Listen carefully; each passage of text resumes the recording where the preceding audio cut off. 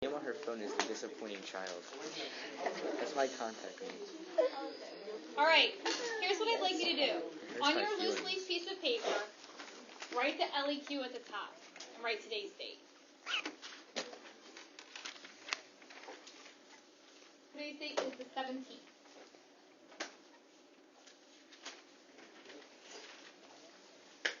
How do? How do?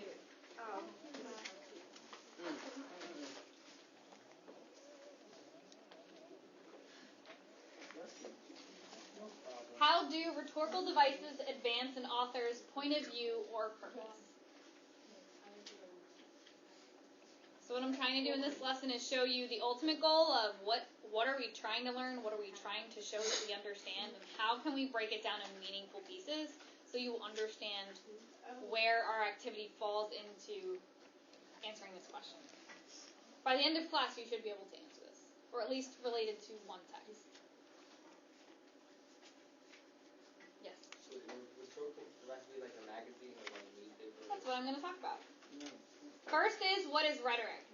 If we're talking about rhetorical devices, like what is rhetoric? I said before, it is the art of speaking or writing effectively. And what I mean by that is writing to serve your purpose. If you're speaking effectively, you are serving your purpose. If you're writing effectively, you have a purpose in mind, and your writing fulfills that goal.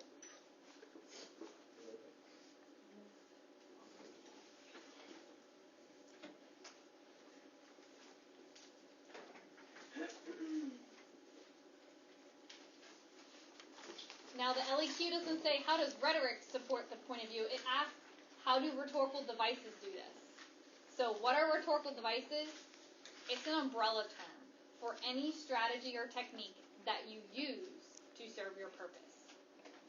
There are probably limitless rhetorical devices. Any strategy you use, from the way you structure your argument, the way you have an introduction,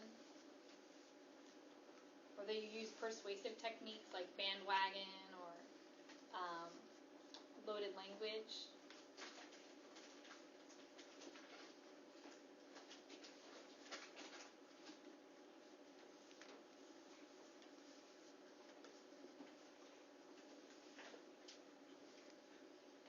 So what we did with the first part of this unit was you were collecting terms and definitions for a variety of persuasive techniques that fall in here. Persuasive techniques are rhetorical, as well as, what are the steps of an argument.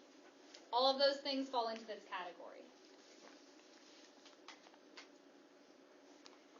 So if you look at ethical appeal, or bandwagon, or testimonial, those are all different techniques you could use to serve your purpose. Whether your purpose is to persuade us to believe what you believe, whether it's to persuade us to do a particular action. So we already talked about purpose and point of view at the end of our last unit. Now we're basically just kind of collecting rhetorical devices. And the ones that we're going to focus on today, I don't want to go too fast, I want to go to the next slide. Can you break it down so I can see the bottom part?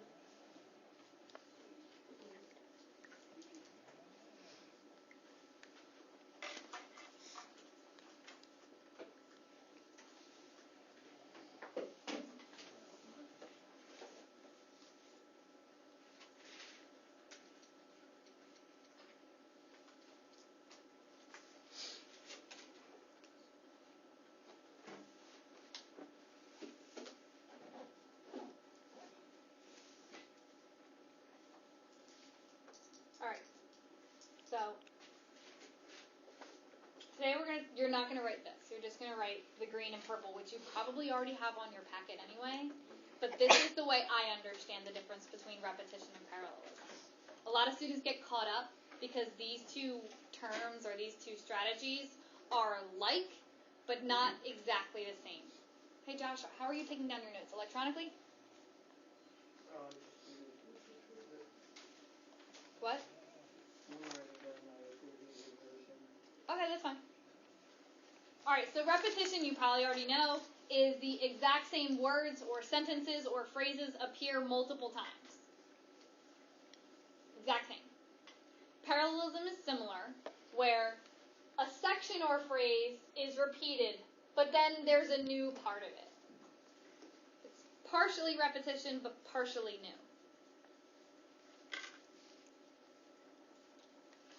You do not have to write this.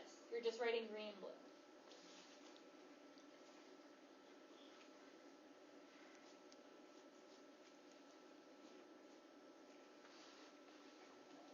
So I wanted to show you an example. There's a famous novel called A Tale of Two Cities, and it has the most memorable first sentence or first paragraph of a novel in all of literature. You may have heard it before. It's like a double jeopardy question all the time. Raise your hand if it sounds familiar to you. It was the best of times. It was the worst of times. Have you ever heard that? You might have heard it. Okay, it's referenced in pop culture sometimes. So the story starts with, it was the best of times, it was the worst of times. It was the age of wisdom. It was the age of foolishness. It was the epoch of belief. It was the epoch of incredulity. It was the season of light. It was the season of darkness. It was the spring of hope. It was the winter of despair. So this represents parallel structure and simultaneously oxymorons, or like a contrast or a paradox. Things that kind of are opposite of one another. The part that is parallel is of times. Not that it was. Of wisdom. Well, the it was too. What part of this is different? Best and worst. So the first time the author writes it, it's the best of times. And the second time they write it, it's the worst. So we have a similar sentence. It was a certain kind of time. It was a certain kind of time. But there's slight differences. Best and worst. And then it just kind of repeats with more parallel structure. It was the age of reason. It was the age of foolishness. So again, we have parallel structure with it was the age of. It was the age of. And the part that's parallel is one time the author says wisdom and another time the author says foolishness. So parallel structure is using some repetition and using some new information. Thumbs up if you understand. Thumbs in the middle if you're kind of understanding. Thumbs down if you're asleep. I don't see every thumb, so I'm kind of confused. Good. All right. So what you're asked to do in your packet, did you guys already go over the gift of life? Do we need to? Maybe I'm going to pass that. I want to get to an ain't I a woman. All right, this is a section of Sojourner Truth's speech. Does anyone know who Sojourner Truth is? Raise your hand. History class. All right, African American who's like involved in, I want to say civil rights, but not like, I don't know if it was the 60s civil rights. It was earlier. I got off the museum. Yeah, So I got it off. exactly. Yeah, very famous woman. So she's giving a speech. We only have the beginning of it. It's going to represent repetition and parallelism. And I'm not only going to ask you where is the repetition or where is the parallelism, but what is the intended effect? Because I know that you can look for words that are repeated. That's easy. The harder part is, or the more critical thinking part is, why does she use this and how does it serve her purpose? All right, so I'm going to read this out loud to you. You also have it in your textbook on page 650. Don't know. All right. Follow along and read with me. That man over there say that women needs to be helped into carriages and lifted over ditches, and to have the best place everywhere. Nobody ever helps me into carriages, or over mud puddles, or give me any best place. And ain't I a woman? Look at me. Look at my arm. I have plowed and planted and gathered into barns, and no man could head me. And ain't I a woman? I could work as much and eat as much as a man when I could get it, and bear the lash as well. And ain't I a woman? I have borne 13 children, and seen most all sold off to slavery. And when I cried out with my mother's grief, none but Jesus heard me. And ain't I a woman? What phrase is repeated over and over again? Ain't I a woman? Ain't I a woman? Why does she repeat ain't I a woman?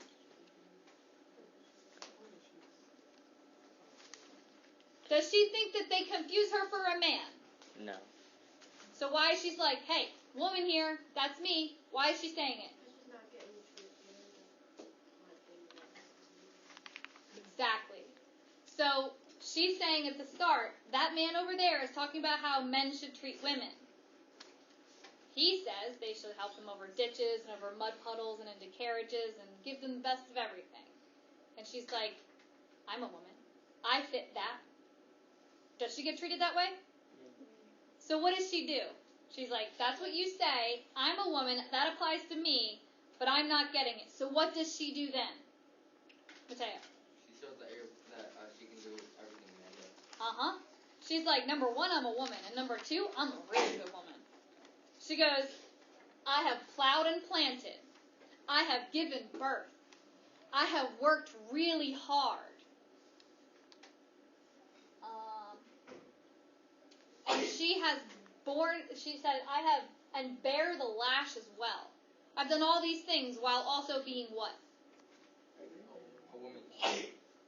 Lash. Whip. Whipped. She has been literally abused and tortured and mistreated. She goes, so one, I'm a woman. That should apply to me. Number two, I'm also a really hard-working woman who has deserved it. But I've also been abused. Not only am I not treated the way you say, not only do I deserve it, but I've also been abused in the process. And ain't I a woman? So my question to you is, we found the repetition. Where's the parallelism? What is the similar part but different? Yeah, Josh. Just showing that how women should be treated in a way that she's treated. True, but what's the quotes that show me parallelism? Listen. Look at me. Look at my arm. I could do this. I could do this. She says, I could work as hard. I could get as much. I have plowed and planted. I mean, that's like list, but it works as well. The harder question here is, how does repeating herself, or how does repeating herself in parallel structure serve her purpose? I want you to think about it. I want you to stop and think. Process that question for a moment. Not what is the repetition or where is it, but why? How does it serve her purpose? Maybe you have to ask yourself, what is her purpose? And then I want you to talk about your ideas within your group. So think about it first. Why does she do this, and how does it serve her purpose? What is her purpose? Talk it out in your group.